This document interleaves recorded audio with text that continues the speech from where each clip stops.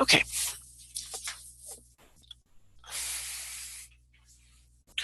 Okay, looks like I got everybody.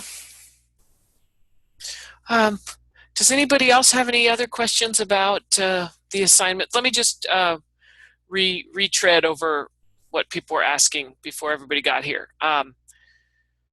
Sometime this week, before Sunday, preferably, if you could upload your journals, or if you have a weird, if you did them PDF or you did them, well, you can upload the PDFs, but if you have to take pictures of it or something, just email it to me or use the link. I'd like to see an outline for your projects so I know that you're on the right track, and if there's anything out of the ordinary or something doesn't look right, then I can give you some feedback. So if you could provide those to me by Sunday, that would be great. That way, because then that'll be the end of week 4, and I don't want to have it be too much time because you need to be working on those projects. The outline is not the handouts. The handouts are just an exercise that's meant to help you think about your organization and the analysis that you want to do, and to get you kind of on track with different aspects of organizational analysis. And we'll, in the last half of the class, make use of those for discussion and question and answer, that kind of thing. But they're not for any points or anything. They're just for you to think about. So the outline is really, all I want to see is a one-page. I don't care if it's longer than one page, but one page where you have the organization that you're going to be analyzing, and if you have a sense now of some of the problems or issues or approaches or anything that you are going to be analyzing, that would be great. And then anything else you want to include in the outline that might give me a good sense of the direction you're headed. So that's what the outline is. So it's not meant to be some big assignment. It's just so I can give you feedback if you're off track. Okay, so that's what we're expecting at this time. So, and as far as the journals are concerned, I just want to make sure you're on the right track. So they're not being graded or anything, so I'm just going to review them. So does anybody have any questions about those, or is there anything that's not clear about that? Okay. All right then. Well, and there'll be time after I get through the material for tonight for any other questions. So just keeping those in mind if you want to ask at the end. All right, so I'm going to go ahead and get started here. And tonight we're going to talk about the human relations domain.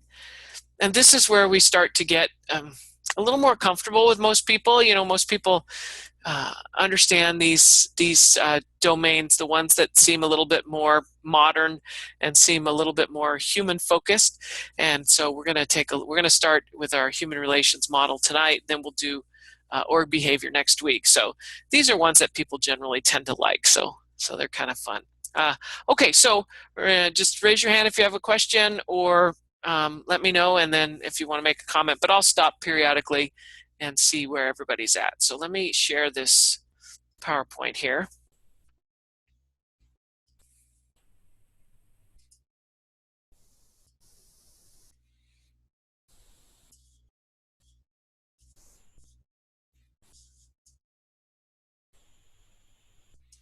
Okay.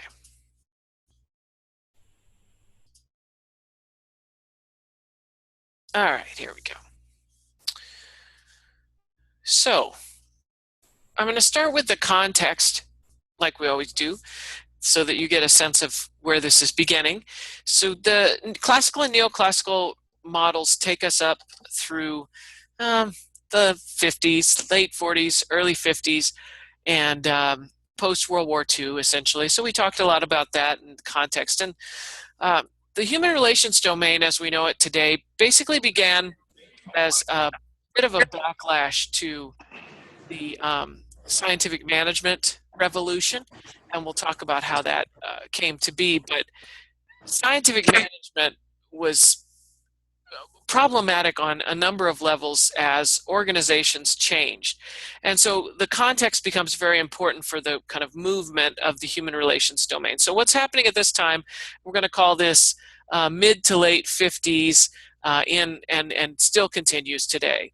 So we're in the Cold War, we've made adjustments, kind of socioeconomic adjustments. The United States has become a world power. The United States is producing industrially more than they've ever produced in the past. We've become kind of globally connected. We are importing and exporting goods across the world.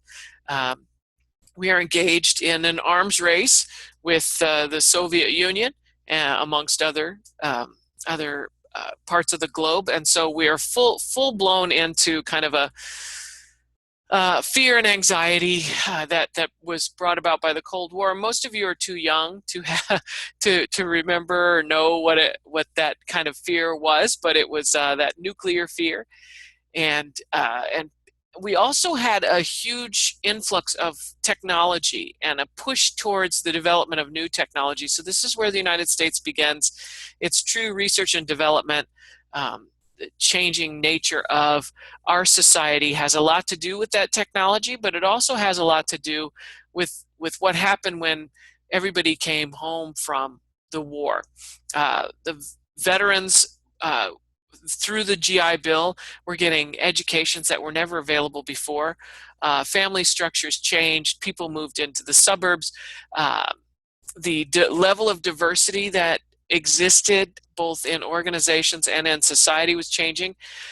Lots of people forget that this is the time frame in which the civil rights movement really took off, and so civil rights became one of the major kind of harbingers of the era. And then on the heels of that, as we enter into the Vietnam conflict and the change in our cultural dynamic, the backlash to the veterans generation, the anti-war sentiment, and the movement of people into different kinds of perspectives on what it means to be part of a family, what does it mean to be an American, what does it mean to be a citizen of the world. All of these questions started to come to the forefront. And so it was really the human relations domain begins and kind of grows through a very tumultuous time.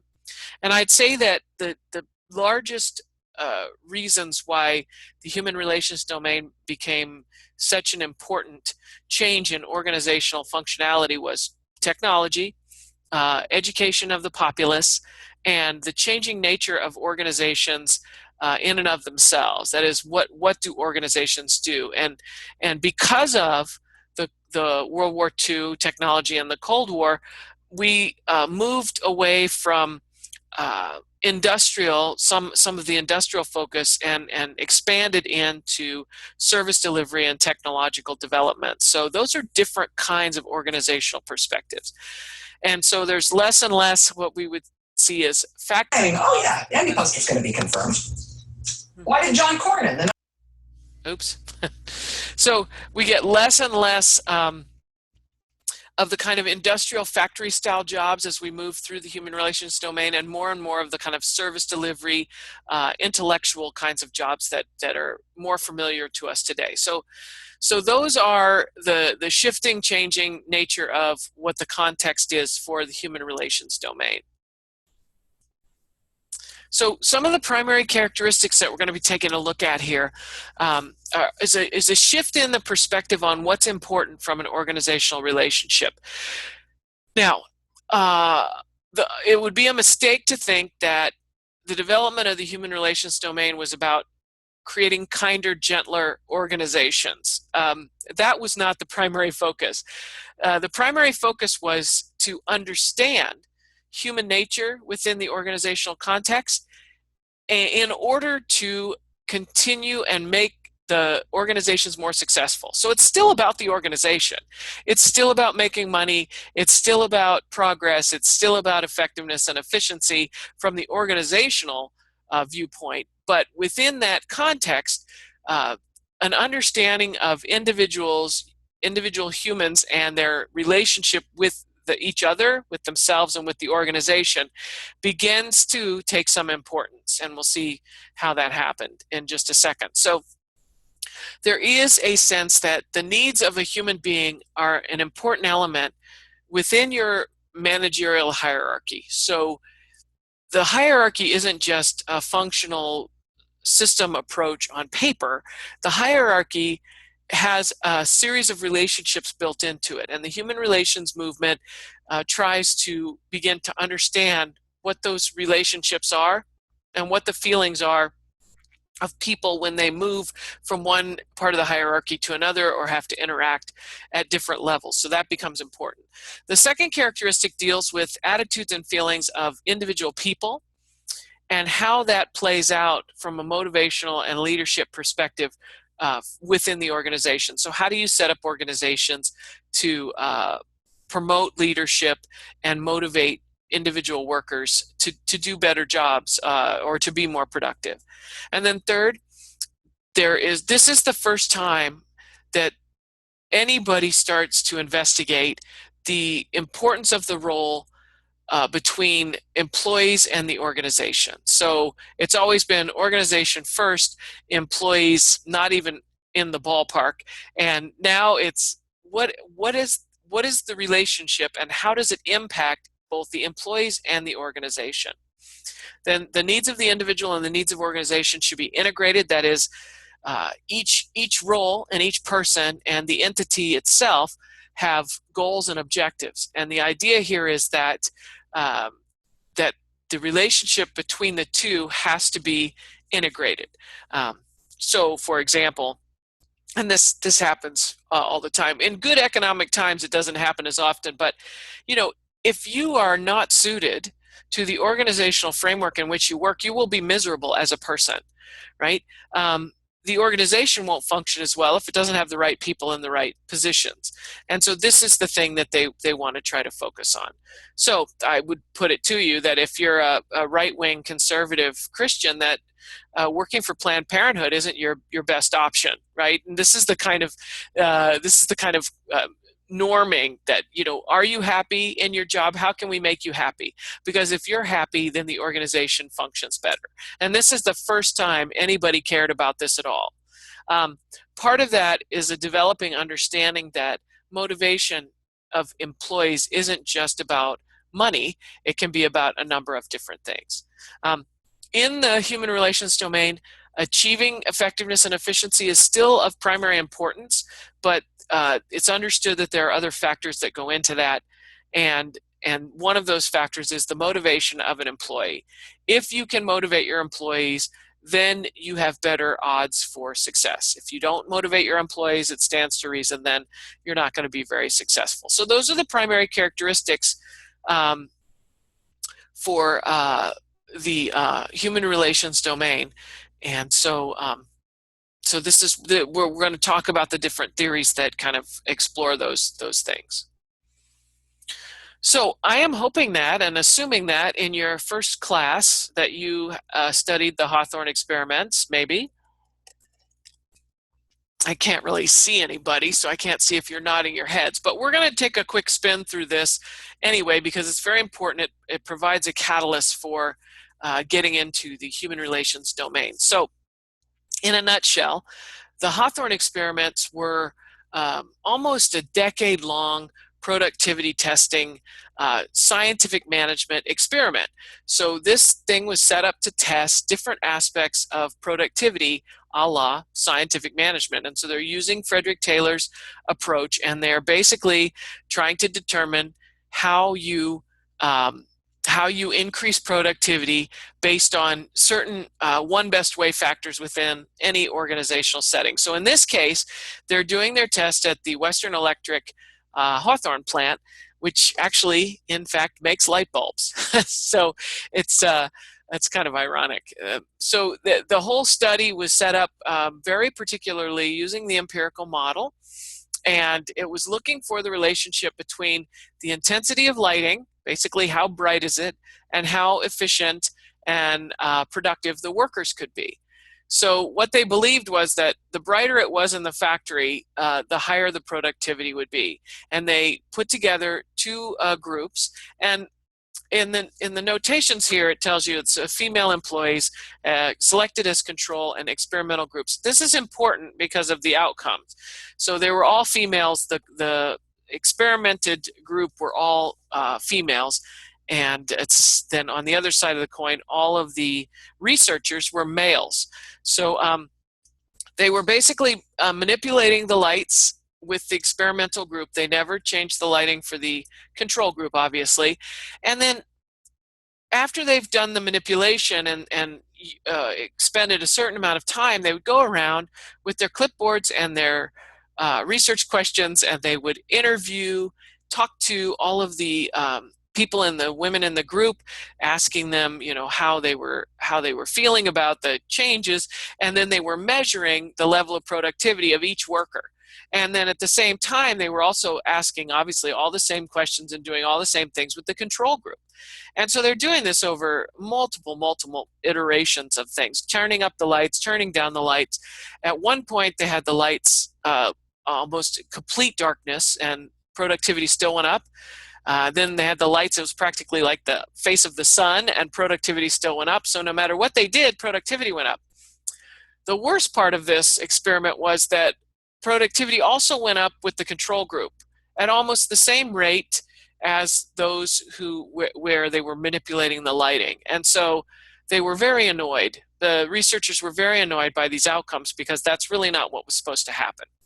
So they basically canceled the experiment. And in the notes from during the week class, there's a lot more information about this, but they decided that the experiment had gone awry because they had used all women, and that the assumption was, how could a lowly woman factory worker not be productive when fabulous scientists in lab coats were right there, interacting with them, and that they were obviously just Twitter-pated by the whole male-female dynamic, and so the whole thing was just ruined, and they just said, forget it, right? This something wrong with the experiment. And so that was the end of the Hawthorne experiments.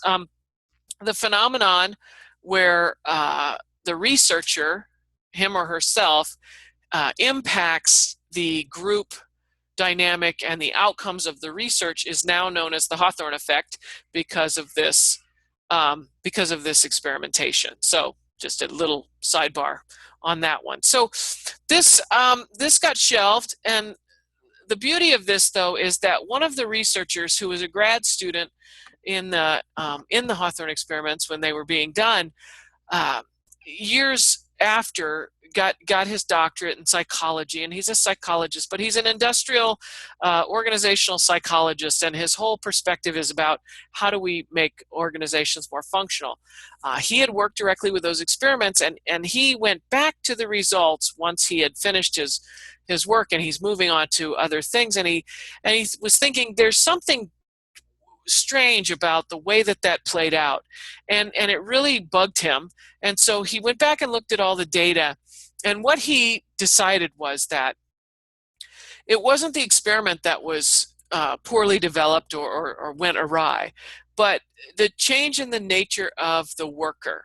And so what he believed was that what the experiment really showed was that people want to be recognized, right? That people, in this case women, wanted the interaction, wanted to be asked how things were, wanted to have their opinion be known, just basically wanted to be recognized, right, as an important part of something.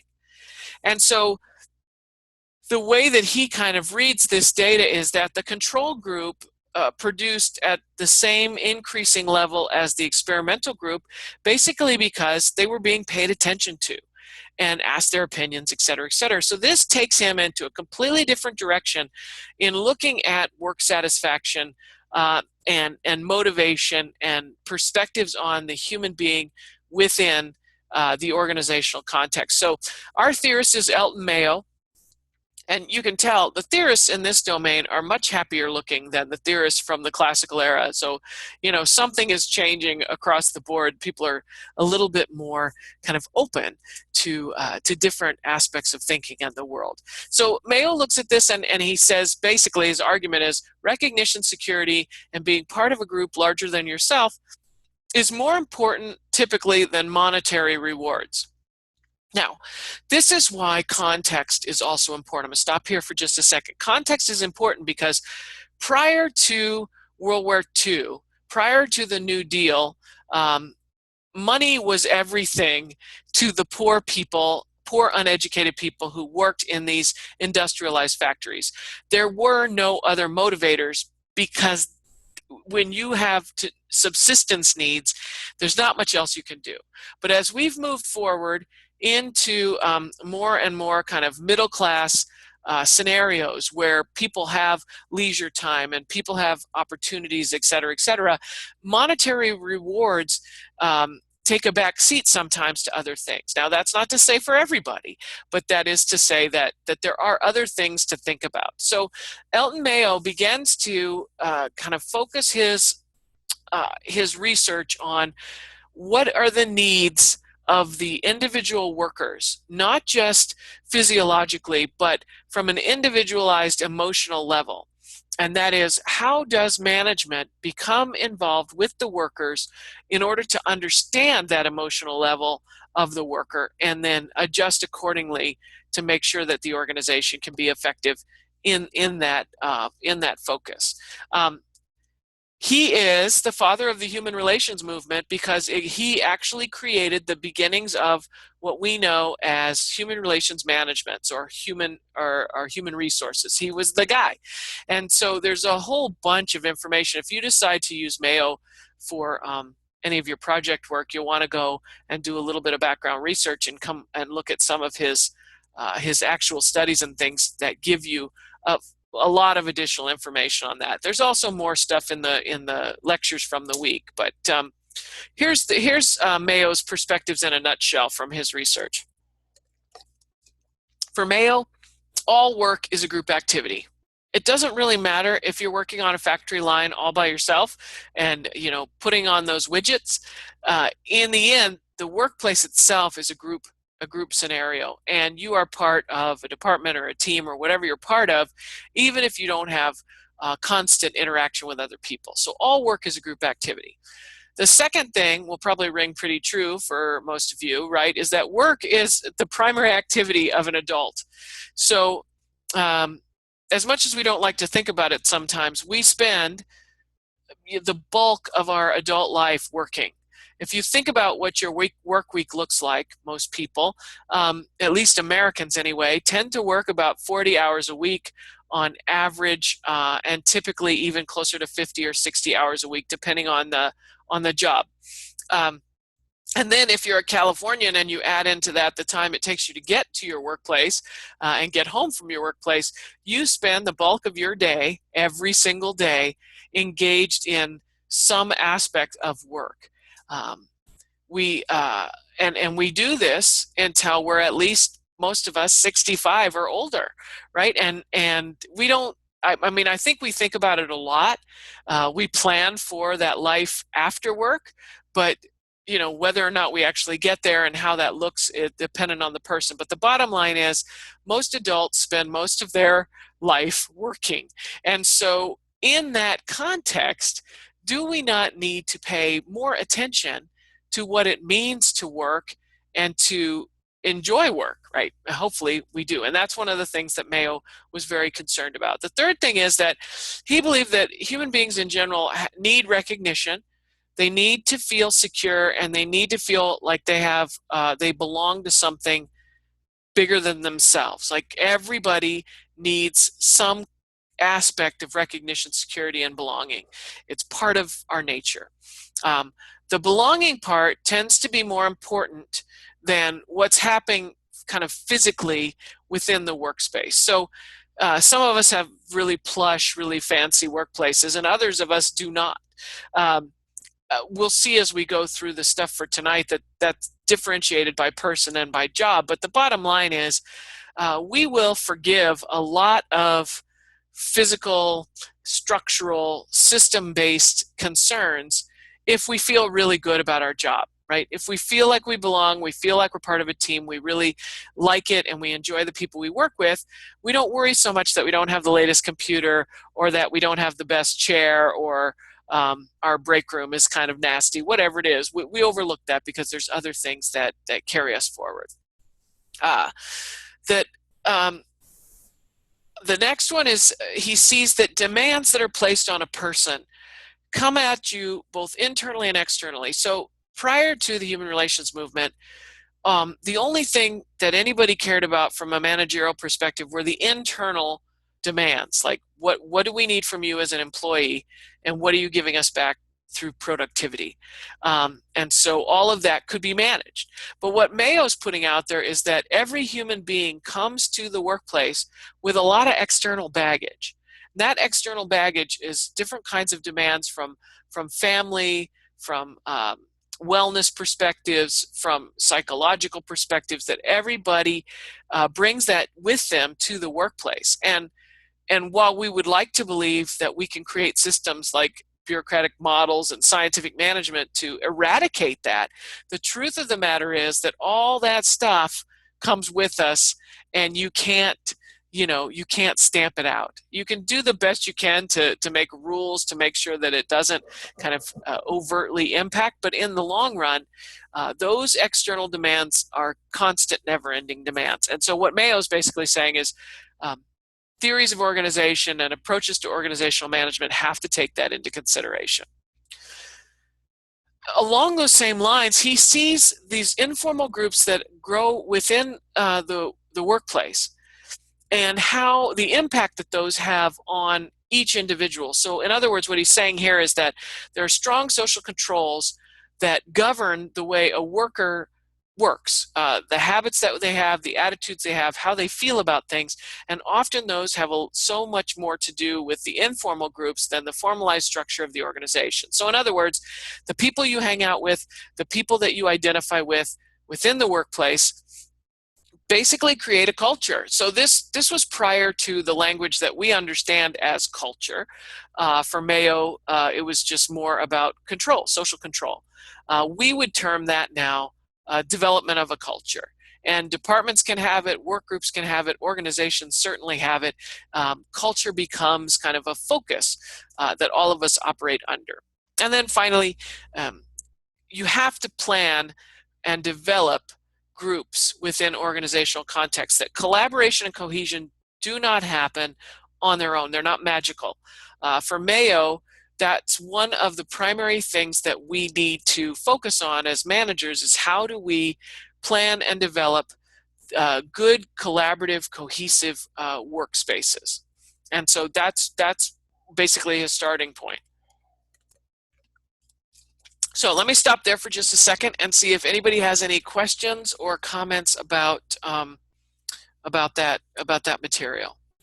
I have something to say regarding culture. I've been in I work in mental health, so I work for LA County, and I've been to different clinics. I've worked at different clinics, and I've noticed with culture, some clinics are more prone to,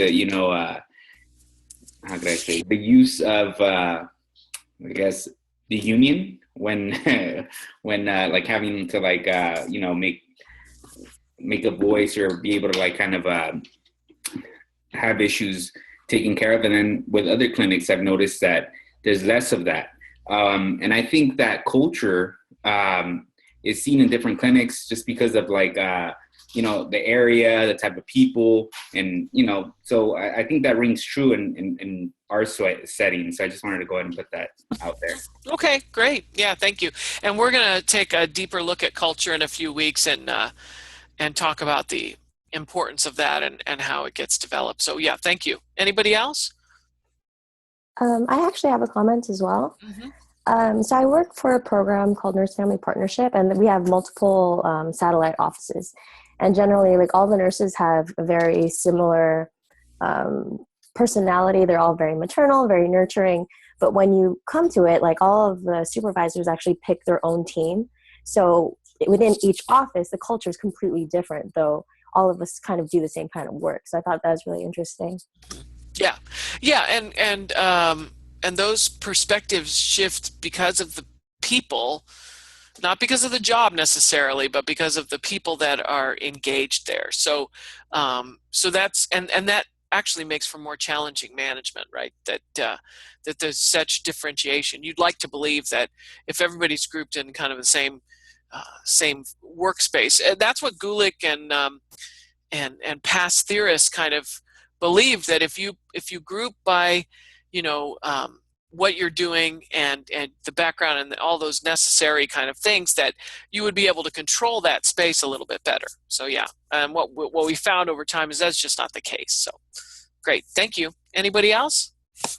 Yeah, it's kind of the same thing, because we work in a small environment in a big hospital, but we're an outpatient center, and we lost one of our nurses who had been there for so long, did a big, huge search, finally got somebody, but wasn't the right fit. I mean, had all the qualifications, everything, but just wasn't able to. And so, now we're trying out somebody new. So, I mean, I think the belonging is it's like, she wasn't a bad person. She had nothing, but it wasn't the right fit. So, I mean, it's a big deal for, you spend 8 to 10 hours at a place every single day, that you need to, feel comfortable and everybody's got their place and doing the things that they need to do.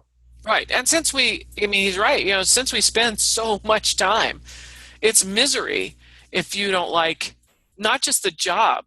Like, you can go to a job you hate if you like the people you work with, right? And sometimes I think you can go to a job where you hate the people, but you really like the job. I guess it depends. But if you think about how these theories and concepts show us a shift in managerial functionality and outcomes. So in scientific management and principles of management and the other like classical and neoclassical things, on your job forms and on your interview forms and in your kind of merit pay scenarios, there is no question for fit, right? Nobody gets to say, especially in like the public sector, you don't get to say, well, they just don't fit, right?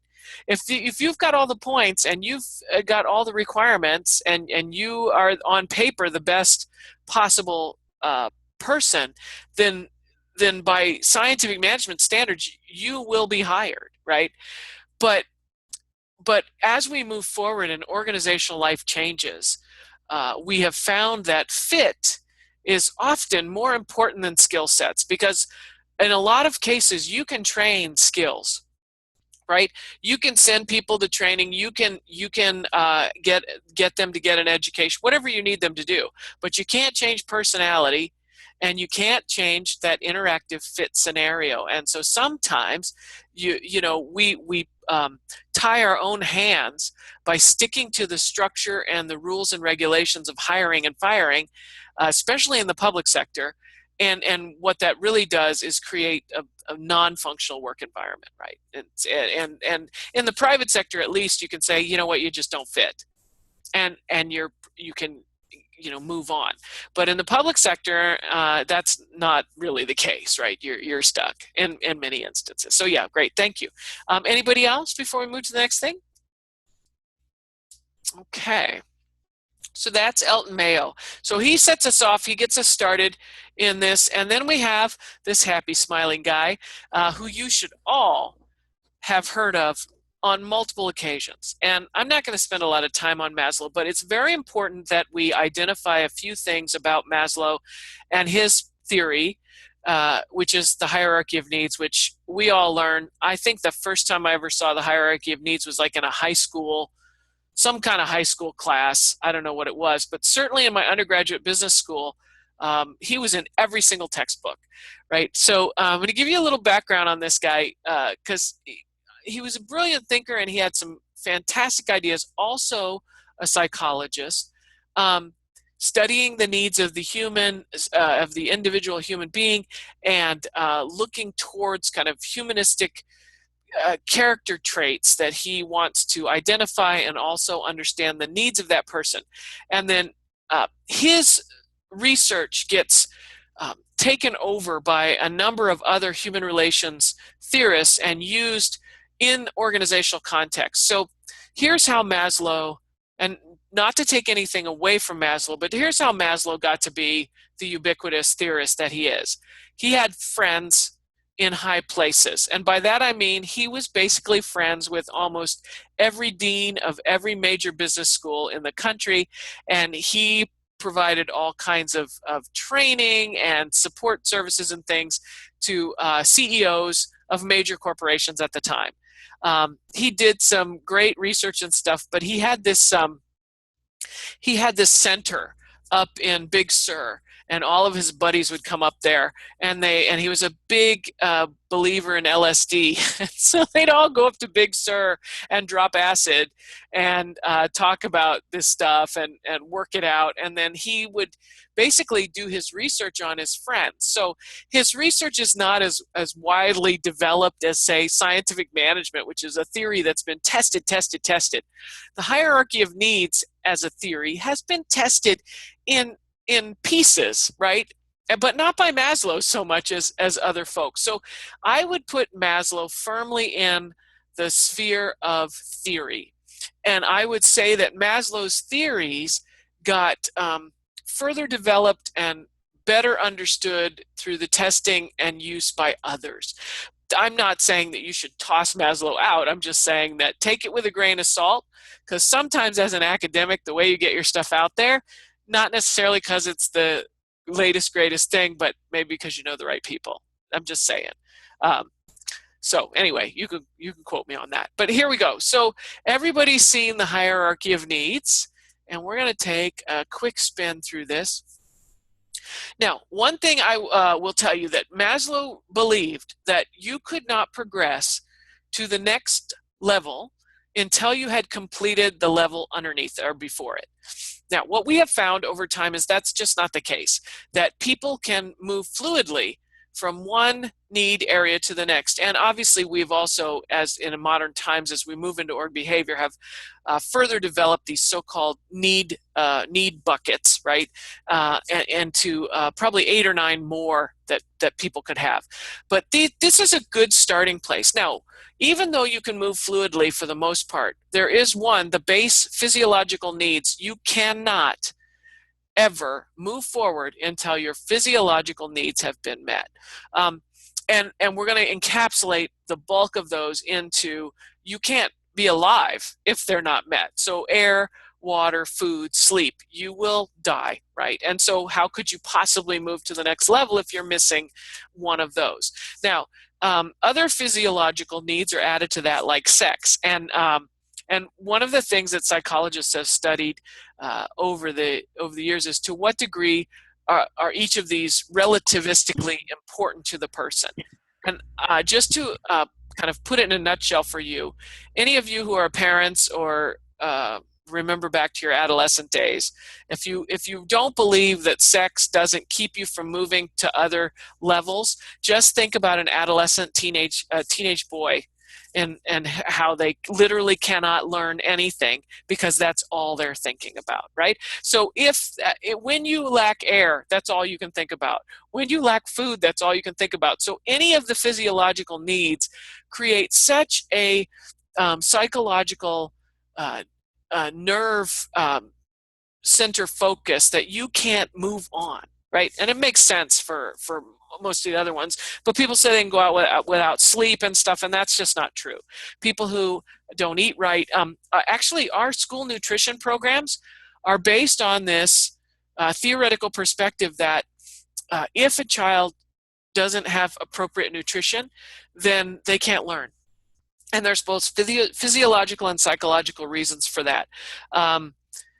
Honest to God, your brain won't work if it doesn't have the right amount of carbohydrates in it, right? So we began to feed children breakfast and sometimes lunch in the school system in order to increase their academic aptitude. And it works because your brain needs it and you need it, and that's the way it is. Obviously, if you don't have air or water, sleep, all those same kind of things happen. So physiological needs must be met first.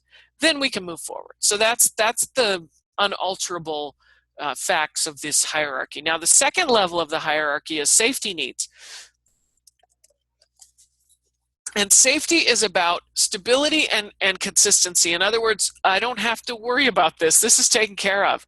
So stability and consistency are what you make of it. So there is no set formula for what each individual sees as safety, but most of them are psychological. So our feelings about home, our feelings about family, our feelings about friends and what they mean to us, also physically, where we live, Do we have a roof over our heads? Is that enough for what we need, right? So if you don't have this, you can make it on your own, right? You can develop what you need as a person to fill those safety needs. It's harder, obviously, for children because they're not really sure how to build that. But in my community, people are often disenfranchised by their families, so they make their own families, right? And they're doing a lot of research on internet stuff today and technology, because in the past, if you were a weird kid or you were a geek or you had some weird thing that was the end all be all of your universe, you were kind of on your own. But nowadays, you can get on the internet and find another 100,000 people who have that same weird thing that you do, and you can build your little stability within that rank. So we have different opportunities now for that. So what you need is individually determined, and the better you get at developing your own stability, the more functional you will be. You can see these things play out. For example, home is supposed to be the most stable and most safe space for a child. When it's not, when it's an abusive home of an alcoholic, you can see how those children do not function well. They don't do well in school. They have all kinds of emotional problems. They have all kinds of other kinds of problems. And that's because their safety net is non-existent, right? And the same thing happens for adults. It's just we tend to be hopefully more self-aware and more functional so that we can control that. Like children don't have no control over where they live and who they live with for the most part. An adult can say, I'm leaving, right? An adult can build their own space. So safety needs take on very important considerations for each individual person. And until you develop your safety needs, it's difficult, right? So an abused woman who has to try to go to work every day probably isn't producing at the level that she could produce at if she felt safe at home. And so these are concerns. And what Mayo and Maslow and others like them would say is you can't manage that, right? You can't manage that away. That's something that has to be dealt with psychologically and the organization may or may not have the capacity for that, but understanding that exists, that's half the battle, right? Okay, the next level of needs are the needs for belonging and love. We are social creatures. All human beings are social creatures unless there's something wrong, and we need both social interaction and acceptance of others so that we feel like we belong to something else.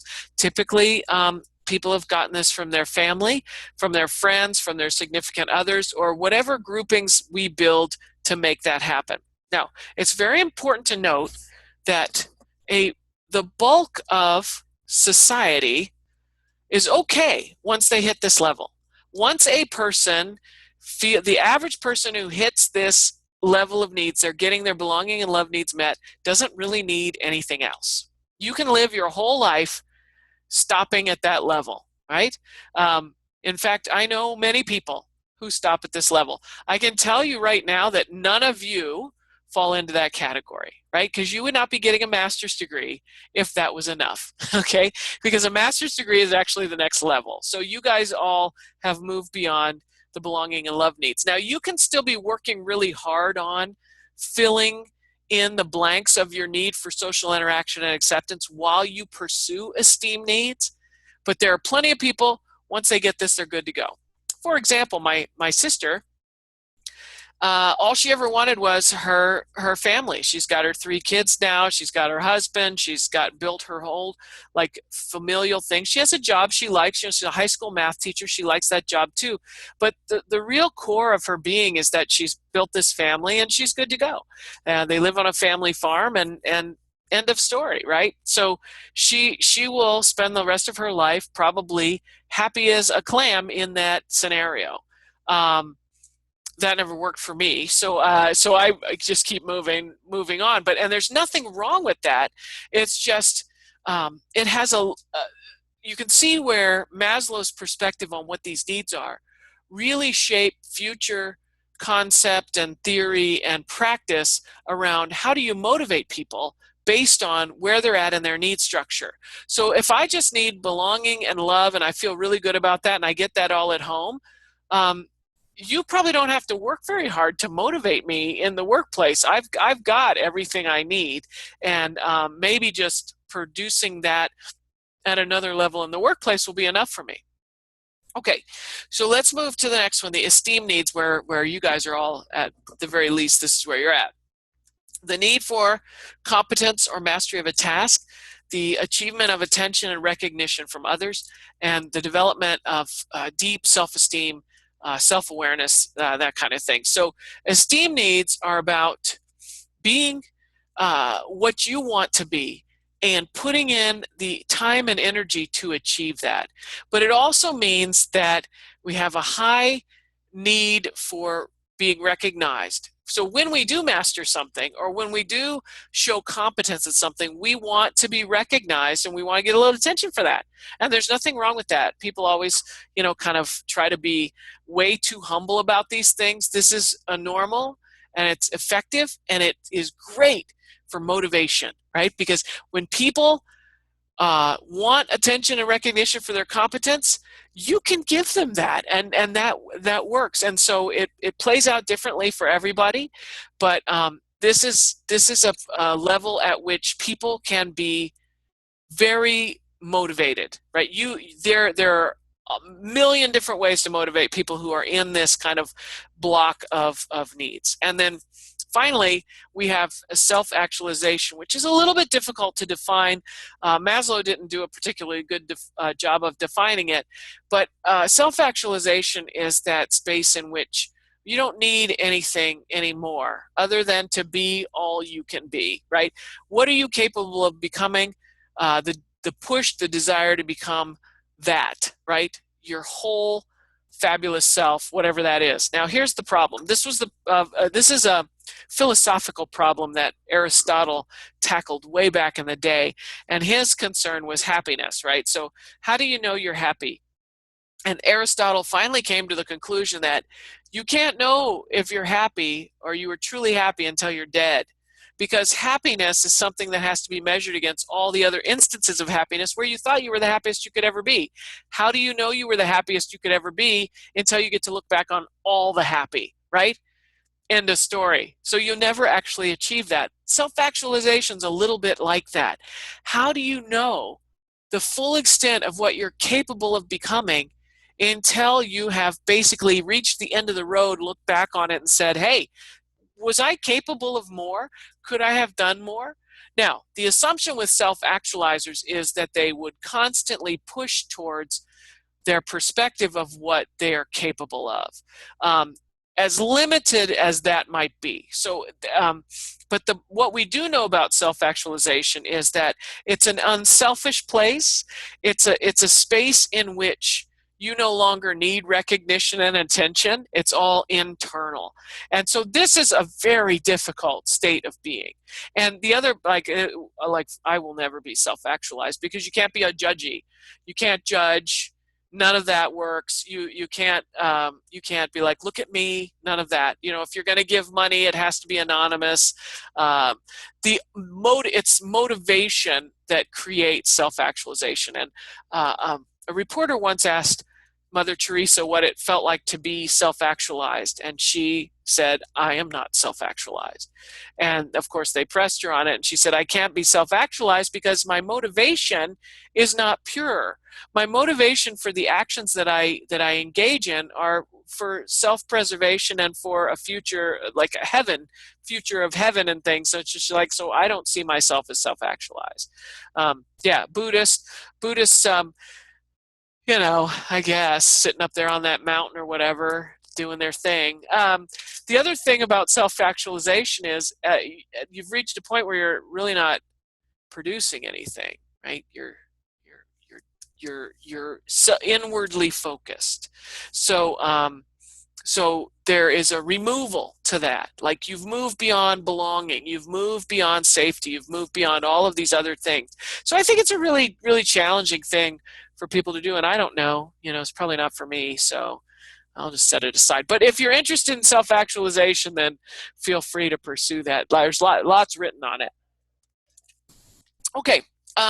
Anybody want to weigh in on the hierarchy of needs or Maslow? Questions, comments, anything?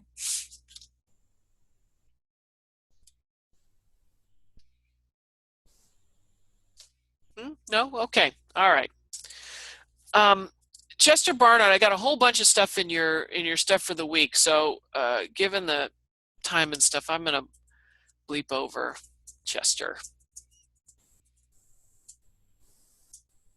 Okay. So we are going to move into Frederick Hertzberg as a theorist, and Frederick Hertzberg is one of those people who made great use of both Elton Mayo and Maslow and their theories to build his theories. And his theory is a theory of motivation.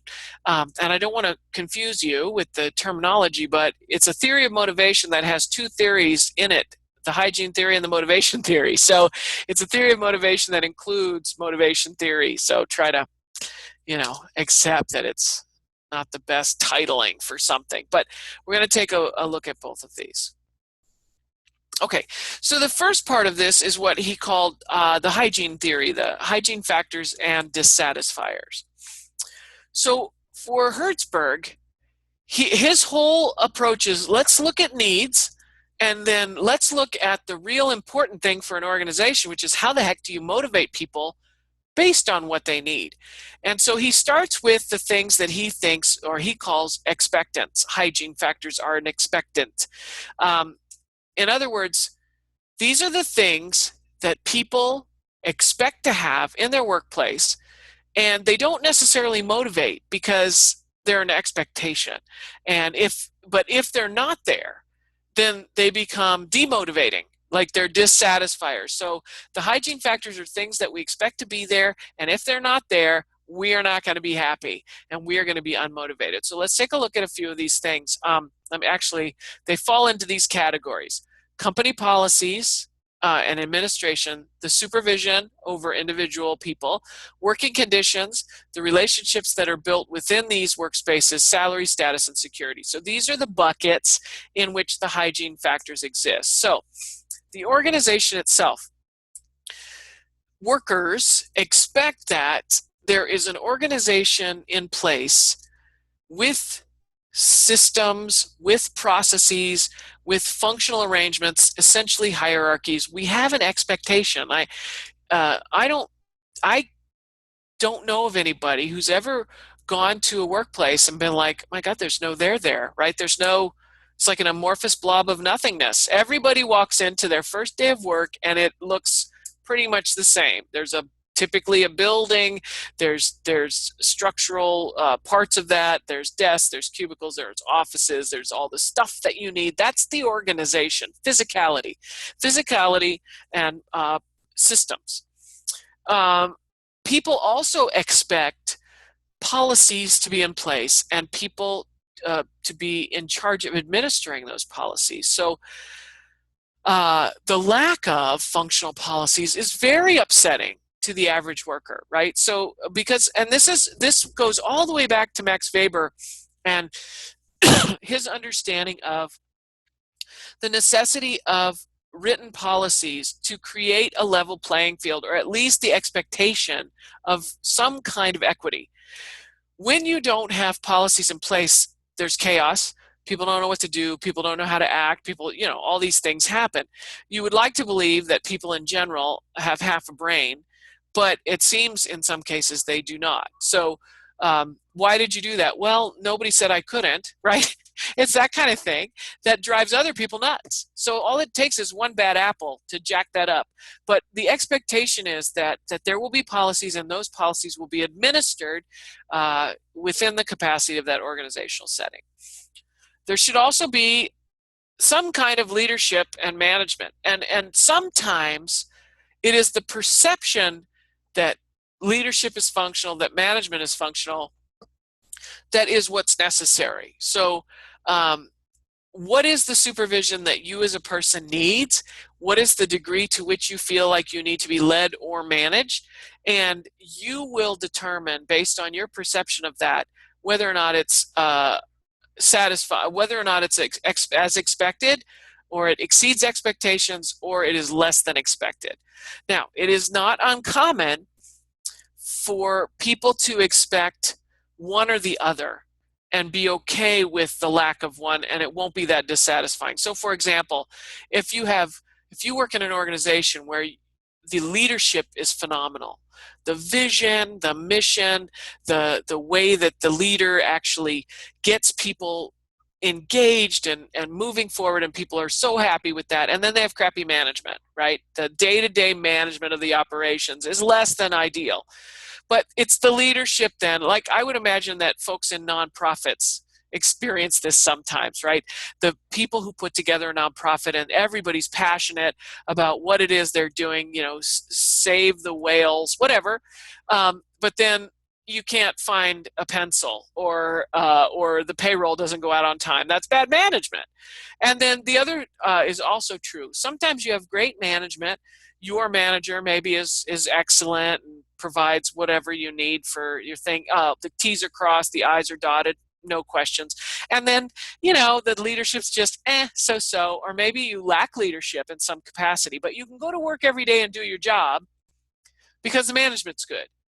But then, you know, the leadership's not great, so you're not really sure, but, you know, you can still feel like your expectations are being met, right? Wouldn't it be great if motivational if both of those things were highly functional? Okay, so then we have working conditions. This is the perspective that people have about expected conditions within their workplace. And this is a moving target, obviously. And the further along we get with technology and ergonomics and comfort things, the more we have expectations of that. Like, you know, back in the day, we had a lot less expectations than we do today. For example, I went to a small Catholic high school. We didn't have air conditioning. I swear, if you asked a kid to go to school today with no air conditioning, I mean, would that even work? I don't even think they could. I know that I wouldn't go to work if there's no air conditioning, right? You know, my university has made the deal with the devil for the summer and told SCE that, yeah, you can control our stuff. Shut us down if it's brown out, right? I'm not going to work that day. If I'm not going. If it's more than 75 degrees in my office, I'm not going to be at the office, right? Because that's where I've, you know, reached with my working conditions. And when I was young and starting out, I had a office that had no windows. I think it was full of asbestos, and I didn't care because it was, you know, I had no expectations. I was just happy to have an office. I had an office, right? Yeah, you know. So that's a moving target, and everybody has different perspectives. If you're a landscaper and you know you have expectations for air conditioning, it's not going to happen, right? So you gotta look at the operationalization of what that means. But we all have certain expectations. Like if I don't have a good computer, like my computer at work needs to be at less than 5 years old. Otherwise, I am very dissatisfied, right? I've reached a point where if I don't have a color printer, and I don't mean like some crappy inkjet, I mean like the color laser printer so that I can print fancy syllabi, I'm really unhappy. Now, that's ridiculous, but that's an expectation that I have from my little ivory tower that I exist in. So that can be very important factors. And then we have the interpersonal relationships. Do I like the people I work with? Are they okay? Can I function with them? Or are they just really terrible interpersonal relationships? That's devastating and incredibly unmotivating, especially if the interpersonal relationships are subordinate to superior, right? That can be really challenging. And then finally, we have the big three that are from the industrial past: salary, how much you're getting paid, the status that you have, and job security. So salary, obviously, is really dependent upon the person's expectation and not so much about, but they expect to be paid equitably within the context in which they operate.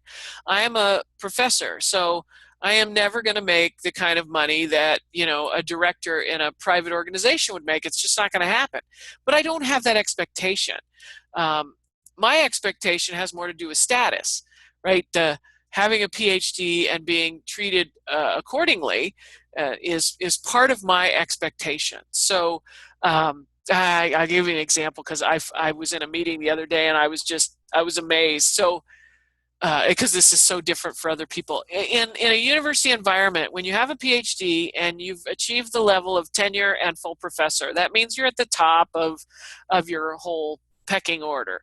And there was a big fight at my university about what do you call professors, teachers who have doctorates, and they're full-time, but they're not tenure track. So that means they're on contract. So they might have a 1-year contract, 5-year contract, whatever it is. But we have contract full-time professors who have been at our university for 20 years. But the fight now is the tenure track full professors in my echelon do not want to call those people professors. They do not want them to be allowed to be called professor, okay? Which is the most ridiculous thing ever. But that's a status thing, right? In a world where the stakes are pretty low, right? You have to find status scenarios, right? And so I was thinking about that today as I was thinking about our class, and I thought, wow, that, if your status doesn't meet the expectations that you have, clearly it ruins your world, right? Because some of these professors were on the verge of, explosion. They were so upset about it. So it's a big deal. Let me see. I got a hand up. Samantha? So I just wanted to comment on this and say, in my opinion, I think Herzberg was definitely on target. These are exactly the things that motivate me at work. If there's anything that is missing, it doesn't matter what, even if I enjoy my actual job, what I'm doing, my job function, it does actually make me unmotivated. And you're probably going to see this in a lot of my journal articles, because I'm having some issues with my manager right now. And some of the salary, the interpersonal relations, some people are allowed to just get away with anything. They bring dissatisfaction to the whole team. The organization, I think, is great as a whole. However, they're not competitive in salaries, and they actually are trying to get people to do more for less. And in this day and age, that's not really something that anyone puts up with, because it's not really old school mentality. We're 2017, and I think a lot of organizations are having issues coming to terms with that culture doesn't really exist anymore.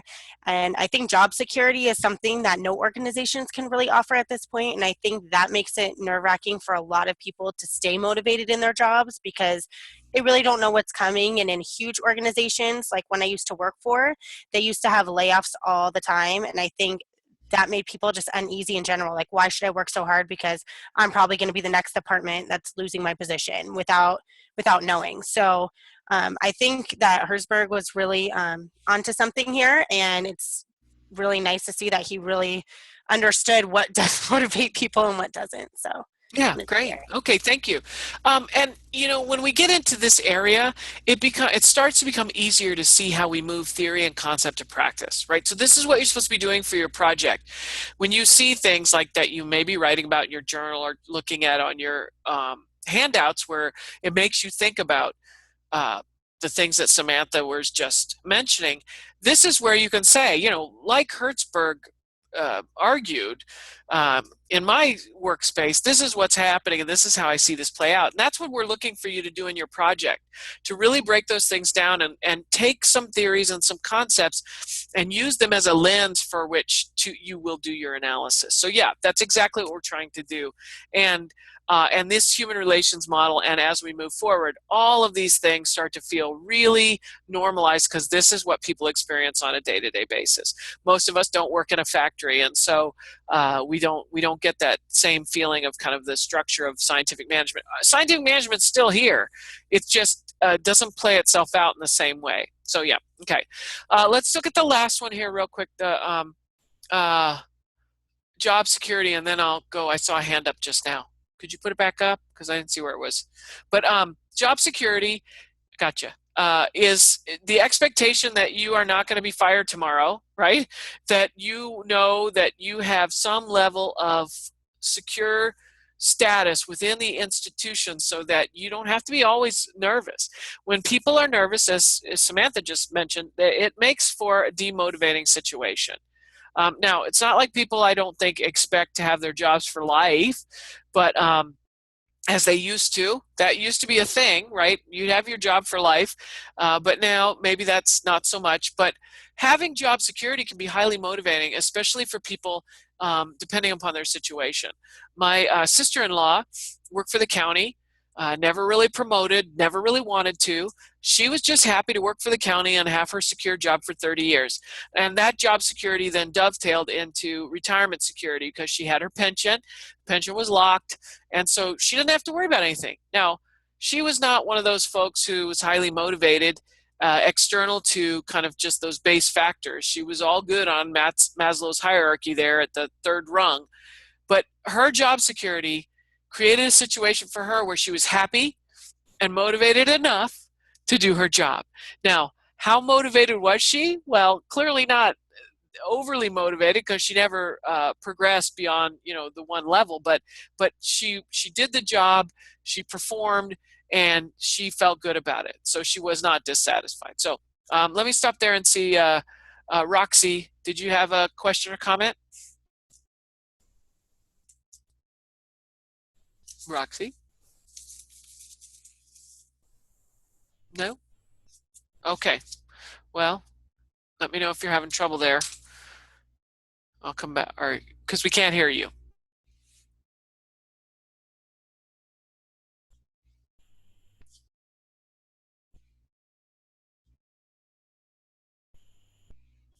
Okay, so I guess Roxy's microphone isn't quite working. Raise your hand if you get it going there, Roxy, and we'll come back to you. But in the meantime, let's have a look here at the motivators, right? So on the other side of the coin for Hertzberg is then what do we use to motivate? What satisfies people to the degree that they're going to move forward? And so this is his actual motivation theory. What people actually do on the job that allows them to push forward. And for Hertzberg, the bulk of motivators are intrinsic. In other words, they come from the internal perception that the person has about themselves, their job, and their capacity within that job. And the motivators fall into these categories: achievement, being recognized, how much do you like what you're doing, your level of responsibility in the aggregate, and how well you can advance. So we're looking at these specific motivators. First, achievement.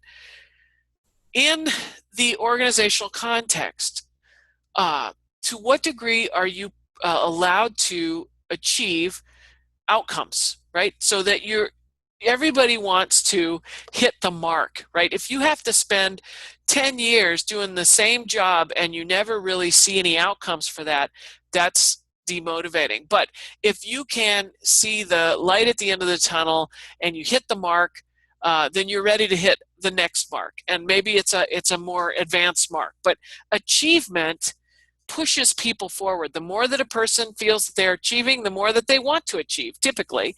And then right along with achievement is recognition for those achievements. So in other words, how do you create a recognition model so that people feel like they're being appreciated and identified for what it is they're doing? And this is where the Maslow's needs thing supports this theory by saying, basically, at a certain level, people are driven by recognition and achievement.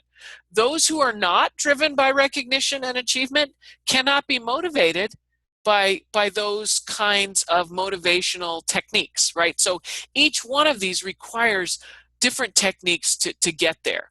And if you're in the private sector, you have way more options for achieving those than you do in the public sector. Nonprofit is somewhere in the middle of that, depending upon how wealthy of a nonprofit they are. But the bottom line is, no matter what your situation is, you have to find ways to create that recognition, right? So I give an example. My earliest understanding of achievement recognition came to me in Girl Scouts when I was a kid. I joined Girl Scouts to go camping. That was the whole thing, right? my dad had been in the Korean War and the Vietnam War, and he basically told us, I've done all the camping I'm going to do, so you're on your own. Join the Girl Scouts. And so that's what I did. And when I got in there, camping was awesome. You had to sell those dumb cookies so you could go camping, but whatever. But the thing that I found about myself was that I was very susceptible as a motivator. Of course, obviously in my 6-year-old mind, I didn't know this, but it's clear to me in hindsight that I was really, really pushed by this, because the Girl Scouts, in case you don't know, have badges, right? Badges for everything. And you get the little patch, and they give you a sash, and your mom sews that patch onto the sash, but you have to do whatever the thing is to get the patch. And I did some of the most ridiculous things that I hated so very much so I could get the badge, and I got every single badge in that book. I sewed some dumb doll, I baked a cake, I did all these different things when all I really wanted to do was, I guess, be a Boy Scout instead. But whatever, that's a whole different story. The bottom line was I did all those things, and it just pushed me. I was so excited about it. I didn't even care what the badge was. I was going to do it. And then as when I was going off to college, and I got an ROTC, Air Force ROTC scholarship, and it all came back to me with the ribbons and the medals and stuff. Clearly, I am highly motivated by those shiny things and those patches and stuff. But it always pushed me forward, right? So I was able to really latch onto that. I find in my current job that I'm not necessarily motivated by that. It's a kind of a different scenario. I'm motivated now by my interest in the job, the degree to which I really enjoy teaching and being a professor. That's what drives me. The interest in the class and developing the material, et cetera, et cetera. So interest in the job, obviously, for lots of people, they'll do whatever if they love their job. They'll move mountains to achieve in that thing. And then there's growth and advancement. The degree to which you as a person can grow, not just advance in job title and job, but grow as a person. Like if you can learn things, if you can understand the world a little bit better, if you as a person feel like you're moving towards self-actualization, maybe, I guess. So all of these things. Now, I'm going to stop here and remind you that each one of these is a really awesome thing to think about for your journal. The hygiene factors and the motivators, I encourage you to think about those in your journaling for yourself. And if you happen to be in supervisory capacity or management capacity, or if you're just interested in analyzing your coworkers, think about what you see as being hygiene factors and motivators in your own workplace with yourself and other people. It makes for a really good kind of exploration through the journals. And the more you can know about yourself about these things, the more you can direct your own career and your own focus and where and how you work. I have had people tell me after they've studied this stuff that they realize they're in the wrong job, which kind of is a bummer. But, you don't want to spend your whole career in a job that you hate that doesn't allow you to push forward in the way that you think works for you. And so it's really good idea to understand these things about yourself. And if you're not already a manager or a director or something, and you're moving in that direction, the degree to which you can understand this will make you a better manager, because the more you understand about your people and what motivates them, the better opportunities you have to achieve these things, especially in the public sector, where you don't have a lot of resources to give medals and ribbons and trophies and whatever the heck. So, yeah. Okay, it looks like Roxy has her hand up again. Roxy, are you there? Does it work now? Yes, it does. Okay, cool. I just wanted to go back to what Samantha was saying, because we actually both work at the same organization, and I've experienced the same issues with her. I mean, like going back to, the hierarchical needs, and what you mentioned with working and enjoying what we do, it's not even, I feel like sometimes that's not even the battle. The battle is I enjoy what I do, but the organization knows that I enjoy what I do, but then there's still no motivation for us at the lower ends to grow within the company because they don't want us to grow, if that makes sense. Uh-huh. So it's just, it's just like a stopping point. It's like I really do love where I work. I love my team, but I know I'm never going to get the bonus, and I know the organization doesn't want to see me at the top either. So where do we end up going? And it's either I make a lateral move or I move to another company and then I start all over again. Yeah, and one, that sounds like an excellent thing to analyze for your project, Yes, right? I'm going to work on. Two, that is where this concern over intrinsics comes in. Is it enough for you to love where you work and move and just move within the scenario that you exist in because you love where you work and you like the people you work with? Mm-hmm. Or in order for you to be fulfilled as a person and move forward, is it time for you, or is in the future, is it time for you to start considering what your other options are? I mean, maybe you signed up for a master's degree because somewhere in your mind's eye, this is going to help you push yourself forward into something else. Because and this is the great thing about education and training and other kinds of development, is that sometimes you don't have to start all over, right? You get a master's degree, they give you a few legs up than where you would have had to start without one, right? So it all is not despair when it comes to that, but sometimes taking 2 steps backward in order to move 10 steps forward where you would never be able to do that in your current job is worth it, right? But that is one of those things that each person has to test for themselves. But it's and good economic times make that an easier thing to do than bad economic times. So but obviously that's a whole nother thing. But yeah, thank you for sharing that. That's a good one. Anybody else on that? Okay. So motivation is one of the key factors that organizations are always trying to, get a winning model for.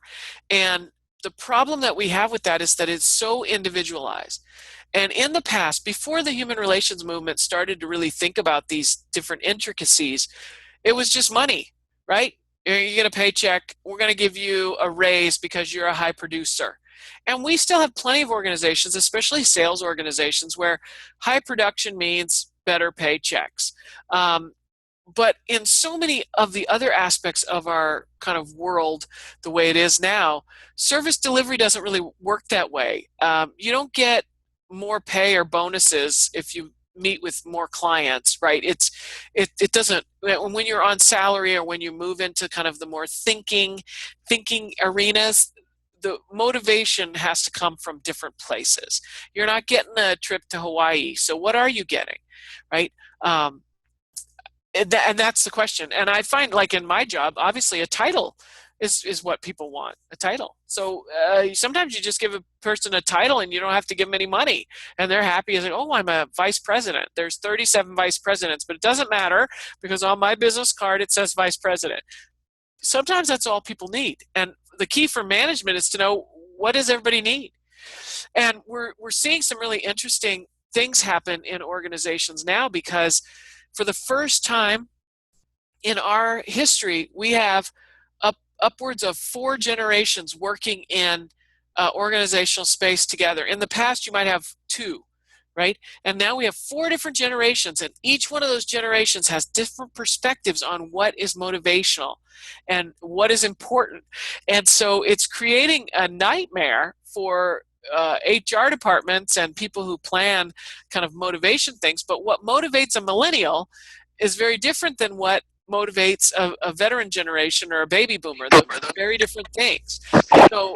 So we have a series of very interesting new things to contend with in our organizational life these days.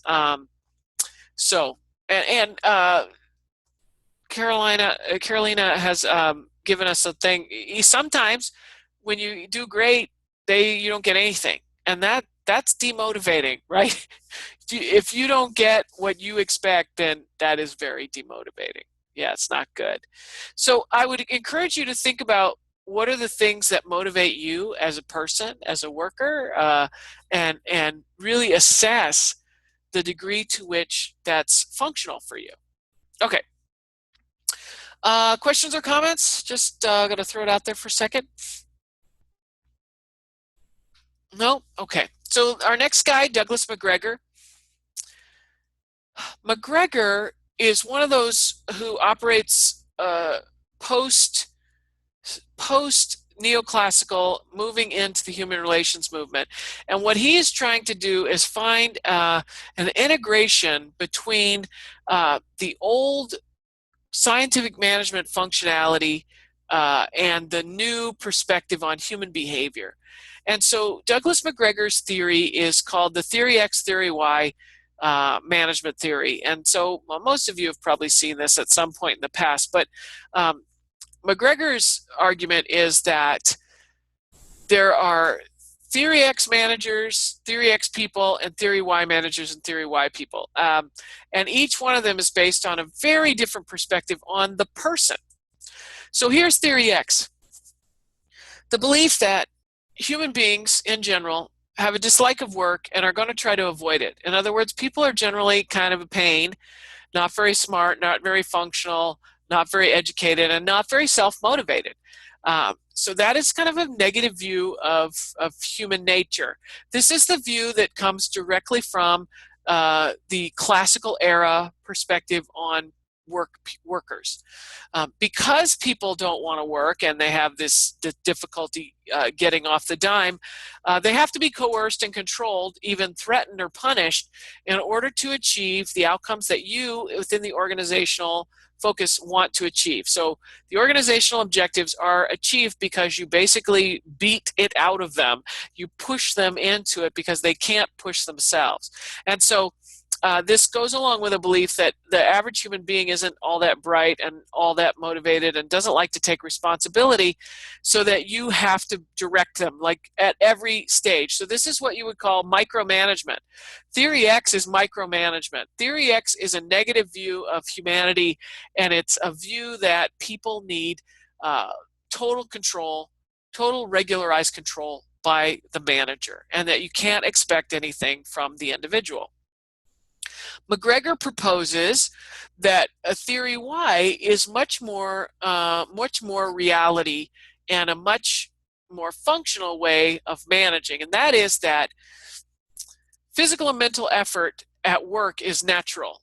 Just like Elton Mayo suggests that most adults spend their adult life working, McGregor is taking this and saying, look, not only are they spending that time, but they want to. It's a natural occurrence. To work, doing whatever it is natural, right? And so he sees this as kind of the human condition. The control of from the outside, from management, and threat of punishment, while they are one way of getting people to do what you want them to do, he believes and says that, Theory Y management should propose that individuals will be self-directed and exercise self-control in their attempt to achieve objectives. So if you get the person to commit to those objectives, they will push forward in a self-directed way. That each person has a commitment to those objectives because there are rewards, not necessarily punishment and coercion, but if you develop an appropriate reward system for achievement, then people will be more likely to engage. That the average human being learns to accept and seek responsibility. I think one of the things of parenting is you're supposed to teach responsibility, right? And we all know what responsibility looks like and what it doesn't look like. We know people who don't take responsibility and refuse to, and or if they do take on responsibility, don't follow through. Those are the kind of people who really need Theory X management. I mean, I'm not saying, neither is McGregor saying that Theory Y has to be your only approach. What he's saying is Theory Y is an option given the proclivities of the bulk of humanity that, in the workspace, but that there are situations where Theory X may be needed, right? You may have to coerce and punish and do whatever for an irresponsible person. But the average person wants to take responsibility.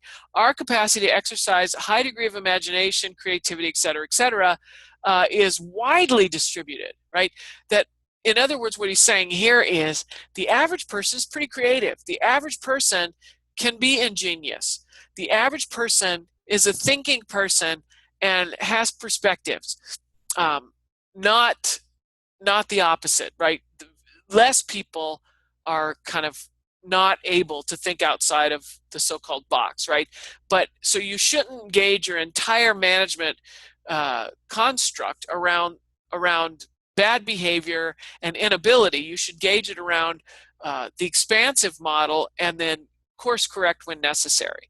And for him, under modern industrial life, so he's writing in the 40s and 50s, the intellectual potential of the human being are not fully utilized. Are we moving towards more utilization? I think in some places we are, in some arenas we are, allowing people to do and be what they can be. But certainly we haven't covered those bases. And certainly at different levels of the organization, we see less of the theory Y and more of the theory X. So, but both of these exist in the same space and time, and they continue to move forward as our organizations move forward. And I'm sure many of you have experienced a so-called theory X manager, and I would imagine it probably didn't go well. Some people are very well suited to that theory X style management. They don't want to have to think or anything.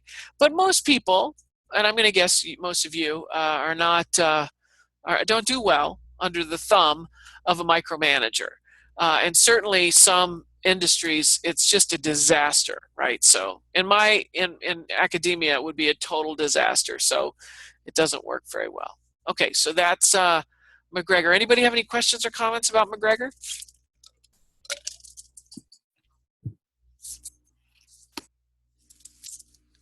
Did I hear somebody?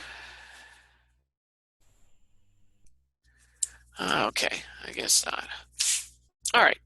So our last one, and I'm not going to spend a lot of time on this because there's a bunch of stuff in the weekly material, but Chris Argyris, he's more of a modernist. We see a lot of him as we move into the org behavior material and systems theory.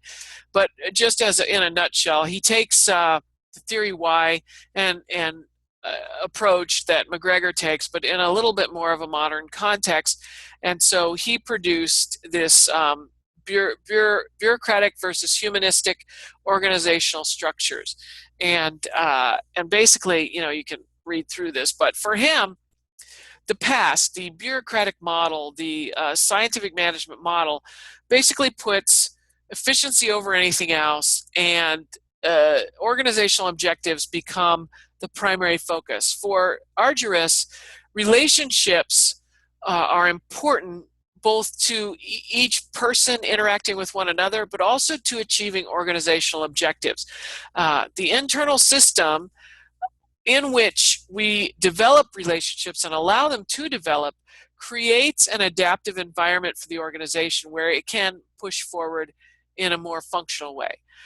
The human relationships that are allowed to develop increase effectiveness because everybody's engaging, not just because they have to, but because they are engaged, right, with one another and making conscious efforts and discussing outcomes and pushing forward as a group.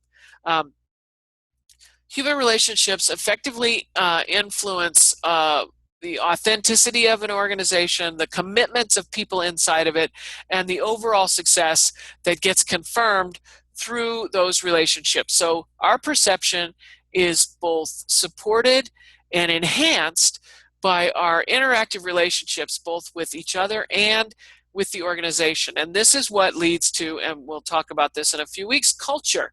Culture then is developed that supports and promotes forward thinking and forward movement for the organizational context. So we'll talk more about Argyris as we move forward in the course, but that's the bulk of our stuff for tonight. So let me stop there and see if anybody has any questions or comments about any of that stuff we've gone over tonight. I have just a comment because the last slide that you just shared, we in our organization have a new director. Like him, he's a nice guy, but it's all like just bureaucratic, this and this. We don't have, and we're like a small little outpatient organization where we're used to our former director being engaged with our patients, being engaged, and he has no engagement at all. So I feel like our staff, who are like different levels, but we're small, like we probably have like 12 to 14 people in our outpatient center of a bigger organization. I mean, we're the ones that are doing all of the outreach and the engaging, and like, even though we're not getting it back from kind of the top down, we're still doing it. But I don't know how long that's sustainable. Yeah. Yeah. And how do you think you would sustain that given the situation? Well, we're at a cancer center and we do radiation oncology. We see the people every single day for like 6 weeks. So we know them, we know their families, we know their situation. And so, I mean, we do it out of love, basically. Yeah. Yeah. So that's one of those situations where the actual outcomes and the culture and the norms are what's pushing you forward. So I guess you try to wait it out, right? And see if there's some adjustment eventually. But yeah, it's the question for the organization is how long, as you said, can you sustain that? And to what degree does it start to eat away at the outcomes, right? And people feel that, and it just feels bad, right? So that's a good thing to analyze, though. There's lots of different perspectives on the way that we deal with those things and what we can do with them. Well, and the hypocrisy comes from like our organization as a whole is raising tons of money for us to get all these new devices and all this new stuff. And I used to just do their nonprofit center. But now I do all this other stuff too. But it's kind of like you are the people that are raising all these funds for us, which is great, are so out of touch and don't really know what we do on a day-to-day basis. So that's kind of what's, it kind of like, do you really know how hard we're working down here? The answer to that's probably no. No, right. Okay. Anybody else?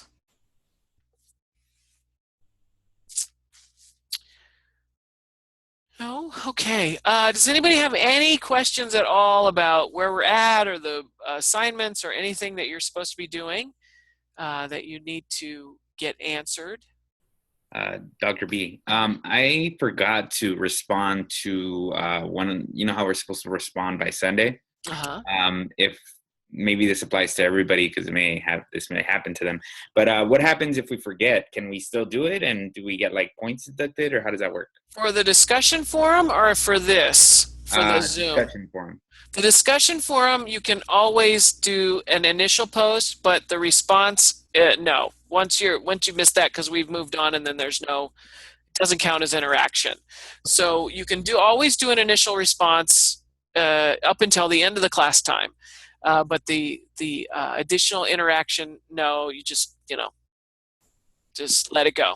Yeah, because I went ahead and did what was it like? How you respond to one of the questions by Thursday, right? Yeah. And then we have to get a response in for somebody else, right, by Sunday. Yes. So that's basically that. Would I get half credit for that since I did only Thursday, or how does that work? Yeah, the initial credit is like 5 points, and then the other 5 points is for interaction. Well, actually 4 points for interaction, so you get like 6 points, depending on how good your initial post was. So, yeah. All right, thanks. Okay, yeah. I have a question about that because I was checking my gradings and I didn't see, I know you had graded the last few weeks of the discussion posts and also like the online discussions. Mm-hmm. And I didn't see anything for like my first week. So I went back to make sure that my first week was posted, not the personal introductions, but the first question. So is that still just like upgrading or? No, I'll have to check yours because the grades are in for the first 3 discussions. So I will check on that and see. Okay, and then I also didn't get any points for last week's online discussion. So I didn't know. The Zoom? Yeah, for the Zoom, yeah. So I didn't know if I needed to go back and try to write something. I mean, No. I have you down for full points for last week's Zoom. Okay. So I'll go back and check and see if there's some problem with yours showing up. Yeah, because I got the introduction, but like for the first week's post, I didn't get anything. So Now, I just wanted to check. I did just put the week 3 Zoom in Oh, okay. today. So if you didn't check it today, then it's probably there. I checked it today, but Okay. probably in the afternoon. So Okay. I'll check it. And I I'll have email missed you it if I then. don't see it. But I can tell you got full points for last week, so I'll double check it. Thank you. I also have another question. Uh-huh. Okay, so as far as the outline, I know I participated and we kind of talked about what I would, write about as far as the big project. Now, I'm part of the team, but I'm non-clinical. But since we work so closely together, I do get that other aspect of our like clinical issues. And I was wondering if I can also incorporate that in my project. Sure. Okay. You can put anything you want in. Okay, awesome. Makes my life easy. Thank you. Are you driving right now? Yeah. Okay. All right. Drive carefully. Hey. Okay. Wow. Technology is crazy. People driving around in class. That's awesome. Okay. Anybody else? Okay, so I will, I'm going to turn off the recording, and if you have an individualized question that you don't want to put in the open forum, then I'll deal with those now, but I'm going to turn off the recording.